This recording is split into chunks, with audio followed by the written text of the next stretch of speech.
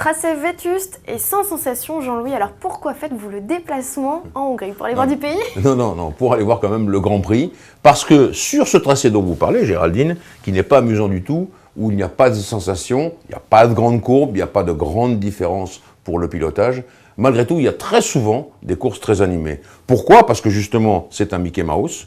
Je vais faire allusion à ce que me disait mon ami et mentor Johnny Reeve, qui était le leader de la rubrique auto de l'équipe. C'est un circuit pour la F3, pas du tout pour la F1. Mais bon, c'est comme ça, c'est comme ça. Mais souvent, il y a, pour différentes raisons, donc les virolets, ça on l'a dit, l'ambiance des vacances, le sable sur la piste, parce qu'il y a beaucoup de poussière, il y a souvent du vent, et puis ensuite la chaleur, et bien tout cela fait des courses très amusantes souvent et très disputées. Avec la chaleur, Jean-Louis, les moteurs vont certainement être mis à rude épreuve. On se souvient de Nick Heidfeld l'année dernière qui avait dû sauter de sa voiture. Alors, comment font les écuries justement pour gérer cet élément supplémentaire? Pour être fait d'une parenthèse, ce n'était pas du tout de sa responsabilité, c'était la bouteille de réserve d'air des soupapes, vous savez, les soupapes pneumatiques, qui a explosé sous la chaleur. Donc c'est une vraie bombe. Je referme la parenthèse Heidfeld. Ce que je veux dire, c'est qu'effectivement, pour les motoristes, c'est un problème. Il n'y a pas assez de longues lignes droites pour refroidir le moteur. Les virolets, c'est des régimes intermédiaires, et chez les motoristes, on sait très bien qu'on aime soit les bas régimes, voilà, c'est réglé, soit les très hauts régimes, comme à Monza. La Hongrie, c'est intermédiaire, et ça leur plaît moins. Et puis, il faut ajouter donc la chaleur elle-même, qui est la chaleur ambiante, à l'intérieur des pontons. Les radiateurs refroidissent moins bien, puisqu'il y a moins de vitesse de pointe, et donc tout ça fait que, effectivement, c'est problématique pour les motoristes. Donc, les freins et les pneus vont aussi être beaucoup mis à contribution? Je crois que les freins, oui, sûrement.